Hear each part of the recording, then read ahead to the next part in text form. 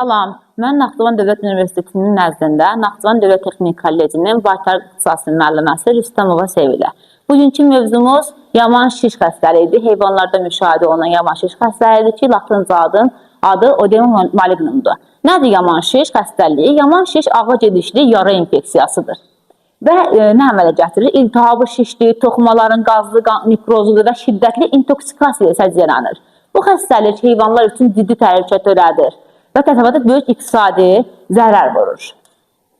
Yaman şiş xəstəliyinin tarixi məlumatı lap qədim zamanlardan yaman şiş bütün insanlar üçün məlumdur. Lakin ilk dəfə olaraq 81-ci ildə eksperimental qayda Robert Koch aşkarlanmışdır və bu xəstəliyin öyrənilməsinin bahanəsi sayılır. Daha sonra Louis Pasteur və Jubel isə xəstəliyin törədicisini araşdırmış və xəstəliyin hansı törədici tərəfindən törədildiyini aşkarlamışdır və ədəbiyyata daxil etmişdir. Müasir dövrdə isə xəstəliyin törədicilərinin epidemioloji xüsusiyyətlərini, müalicələrini daha da geniş, ətraflı şəkildə öyrənirik.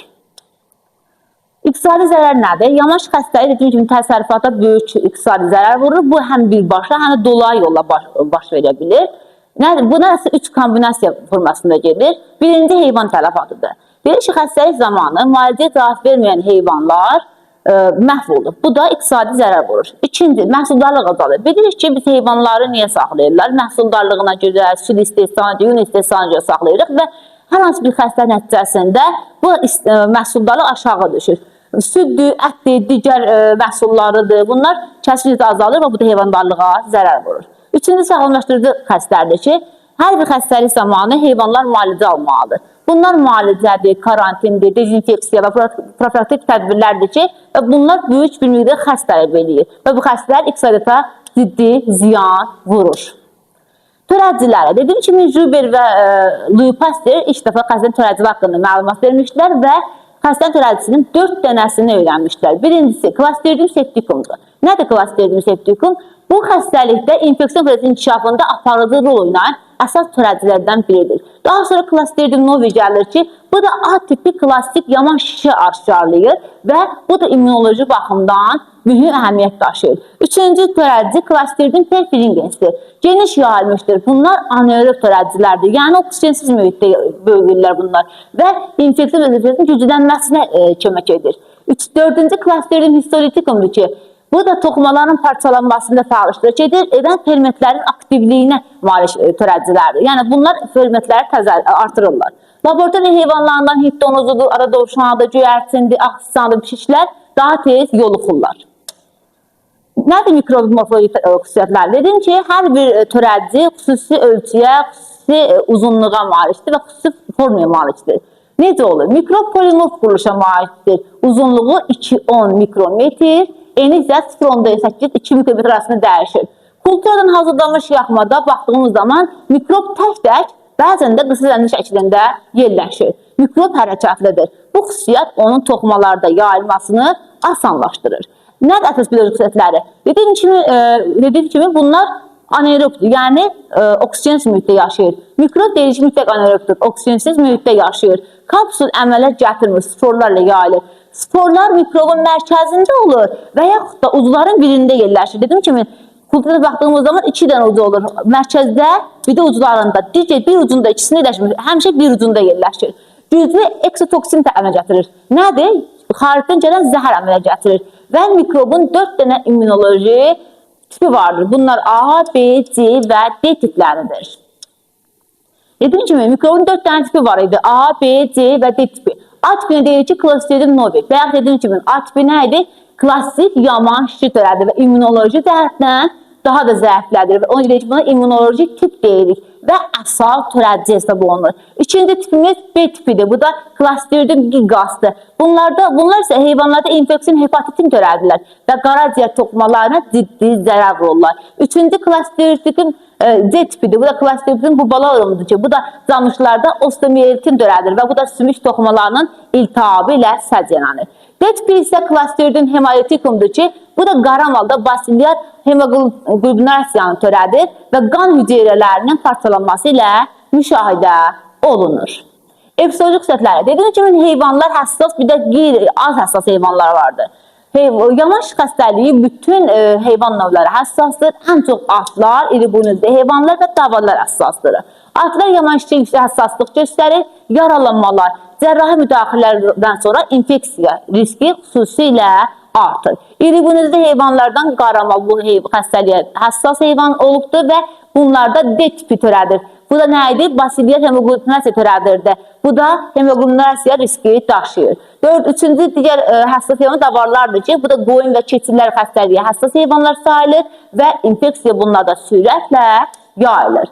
İnfeksiya mənbəyi nədir və yayılma yolları nədir? İnfeksiyanın əsas törədicinin əsas mənbəyi əsasən peyindir. Çünki onların sporları peyində düşür qalır. Dedim axı kapsüləmələ gətirmir deyə peyində düşür qalır. Ona görə əsas mənbəyi torpaq və peyindir. Sporlar xarici mühitdə uzun müddət canlılıq saxlaya bilir. Əgər biz törədicini tapmaq istəyiriksə heyvanlarda, hardan baxacaq? Heyvanların bağırsaqlarında müşahidə olunacaq, heyvanların dərisi üzərində və heyvandarlıq məhsullarında müşahidə olunacaq. Nədir virulentlik amili? Xəstənin başlarında virulentlik amili mühüm rol oynayır. Bu da ağır kliniki tablo yaradan müalicəni çətinləşdirir. İnfeksiya əsasən törədici necə daxil olur orqanizmə? Yara səthi ilə daxil olur və bu nə zaman olur? Axtalanma, doğum travmalarında, cərrahi müdaxilələr, mexaniki yaralanmalar infeksiya üçün əlverişli şərait yaradır və həmənki virus, yəni Clostridium tipini alan Perfringens, Gigas novi və yaxud da ki histolytikum yara səthindən orqanizmə daxil olur. Dediyim kimi bunlar anaerob, mütləq anaerobudlar, yəni anaerob mühitdə, yəni oksigensiz mühitdə toxuma sahələri daxil olur və orada başlayır sürətlə çoxalmağa başlayır. Dedim, patogenez nədir? Virusun orqanizmə düşüb və getmə yolları ardıcılığıdır. Yəni xəstənin inkişaf mexanizmi necə gedir? Baxın, birinci girişdir, çoxalmadır, nekroz və intoksikasiyadır. Dediyim kimi, yaman şişə, giriş, törədicinin orqanizmə girməyi, əsası daxil olmağı, yəni yara səthi ilə girir. Və bu həmənki yara səthindən toxumaya daxil olur. Toxumada orada qalır bir müddət sonra. Oksigensiz mühitdə sürətlə başlayır, çoxalma mərhələsi başlayır. Sonra bu çoxalma mərhələsində sürətlə eksitoksin əmələ gətirir və bu da toxumalara nekrozunu əmələ gətirir. Artıq 3-cü nekroz fazamızdır. Ən axırda isə qaz əmələ gəlir və ağır intoksikasiya səbəb olur. Patogenez iki fazada gedir. Birinci infeksiyon fazada, digəri toksiki fazada. Nədir infeksiyon fazada getməyi? İnfeksiyon fazı zamanı xəstənin törədicisi giriş yolunda sürətlə çoxalır və bütün orqan və toxumalara yayılır. Bu mərhələdə mikroorqanizmlər orqanizm müdafiə mexanizmini aşaraq sistematik yayılmağa nail olur. Toksiki fazada isə amil saxarıcı xüsusiyyəti əlaqədar olaraq əzələdəki glikogeni parçalanır. Toksinin təsirindən damarlarda durğunluq, onların keçiricinin pozulması, qan təzyiqinin aşağı düşməsi yaranır və nəticədə həmən nahiyədə şiş əmələ gəlir. Parçalanmış və nekrozlaşmış toxum məhsulları qana sorulur və toksinlə birlikdə orqanizmə təsir edir və ümumi intoksikasiya səbəb olur. İnfeksiyon fazada dediyim kimi törədici çoxalır, daha sonra glikogen, saxarotik xüsusiyyətinə görə glikogen parçalanır, daha sonra damar pozulur, burada var idi, damara durğunluq, onun keçirici zəiflər, damar pozulur və nəhayət ümumi intoksikasiya, yəni şiş əmələr, zəhər əmələr gəlir. Gedişi klinik əlamətləri, inkubasiya dövrü, yəni gizli dövr heyvanlarda xəstəliyin 1 saatdan 5 günə qədər davam edir. Xəstəliyə əsasən klinik əlamətlərinə görə 4 dənə tipə ayırırıq. Bunlar hansıdır? Birinci, zədə nahiyəsində axındır. Bu ilk baxacağımız əlamətlərdən biridir. Zədə nahiyəsində yapışqanlı və ölü toxuma isə dişləri kütlə axır. Bu, eksudat, yəni əmələ gələn irin eksudat, xəstələrin erkən diaqnostikasında mühüm əhəmiyyət daşıyır. İkinci baxacaq, temperatur yüksəlirmi və yaxud ürək zəifliyi varmı? Xəstə heyvanlarda, yəni şişlə əlaqəli olaraq, başlayır temperaturun yüksəlməsi müşahidə olunur.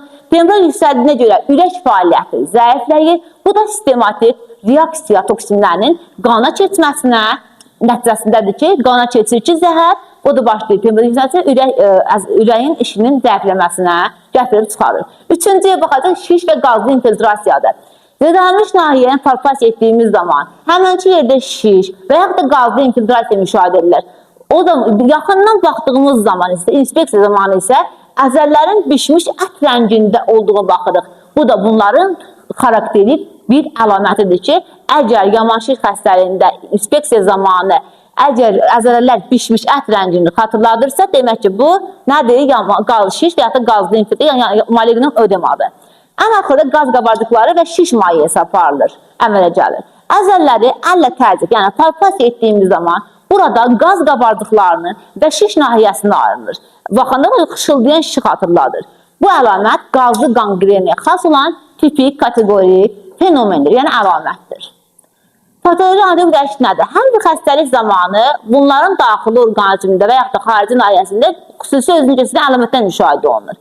Bunlar əsasən dediyim kimi yaman şiş xəstəliyində əzələ toxunmasını dəyişikliyə əmələ gəlir, bir də balalıq divarında dəyişikliyə əmələ gəlir. Niyə?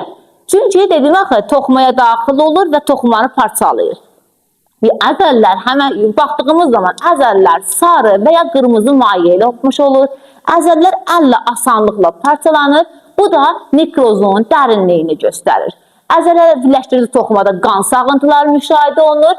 Yəni hemorajik infiltrasiya aydın şəkildə müşahidə olunur.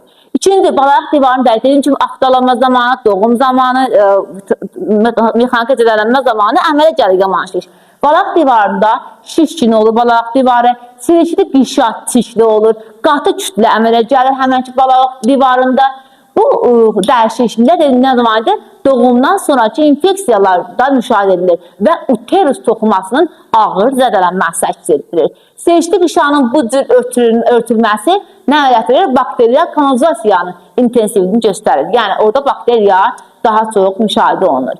Diaqnoz qoymaq, hər bir xəstəyə diaqnoz qoymaq lazımdır. Bunun üçün əvvəlcə kliniki əlamətlər, patoloji dəyişikliklər nəzərə alınmalıdır və bakterioloji müayinə aparılmalıdır. Əvvəlcə eksudat götürülür. Dediyim kimi, yara səthindən əvvəlcə eksudat götürülür. Eksudatı ya sınaq şüşəsi ilə, ya da ki, şprislə nümunə alırıq. Sonra həmənki eksudatı qoyuruq, sınaq əkirik, yaxma hazırlayırıq. Yaxmalar ya mürenkep ya da qran boyası ilə hazırlanır. Daha sonra hazırlanan laboratoriya müayinəsində hazırlanan yaxmanı götürürük, kliniki müayinə edirik. Mikroskopiyada baxırıq, hansı klastirdim, septikumdum, periferin densitimi, novidimi, ona baxırıq, hansı tip olduğunu araşdırırıq. Sonra kliniki müayinə edirik, əlamətlərinə, temperaturuna, şişi qiymətləndiririk. Dediyim mikroskopiyanı vaxt demişdim, morfologiyası, yerləşməsi və strukturunu gətirməsini qiymətləndiririk. Təhqiq edici diaqnoz nədir? Hər bir xəstəlik, infeksiyon xəstəlik bir neçə xəstəlikdən təhqiq olunur, yəni fərqləndirilir. Baxın, yaman şiş xəstəliyi hansı xəstəliklərə oxşuyur? Qara yara və MKR. İkinci adı enfektiv karbunkuldur. Bunlardan fərqləndirilir. Qara yara antireaktiv basilli antitraksis, MKR antireaktiv HIV-dir. MKR da yaman şiş keyfiyyətli şiş kimi eyni dərəcədə xışıldayan şiş əmələ gətirir. Əllə palpasiya zamanı orada qaz qabardığının səsi eşidirik. Ona görə əlamətlərində əsasən nəyinə baxırıq təhqiq edən zamanı? Dalağa, qanın, bakterioloji tapıntıya və zədənin ruhuna baxırıq. Bu 4 əlamətə görə bunları təhqiq edirik. Əgər yaman şiş zamanı nə dalaqda, nə də qanda heç bir əlamət müşahidə edilir. Bu da normal görünürlər. Amma bakterioloji tapıntı zamanı Clostridium növləri, dediyim kimi bayaq dedim, əkdik, baxdıq. Yəni periferin densitimi, septikumdumu, novidimi, histotikum hansıdır? Yəni Clostridium növlərini müəyyən edirik. Zədə, əsasən dediyim kimi, zədənin rolu mühüm əhəmiyyət daşıyır bunlarda. Zədə hansı nahiyədədir? Ayaq travma nəticəsində doğumdumu, axtalanma zamanıdırmı? Hansı zaman müşahidə olunub zədə? Ona baxırıq, ona görə daha dəqiq məlumat veririk. Qara yarada dalaq həcmən böyüyür, qan laxtalanmır, amma basilli antitraksis ayrılır bakteriyada. Çünki törədicisi nə idi? Demək, basilli antitraksis idi. Və zədənin rolu qara yarada mühüm deyil. Çünki qara yara zaten çox ağır gedişli, iti gedişli infeksiyon xəstəlikdir və çox vaxt ölüm nəticələnir.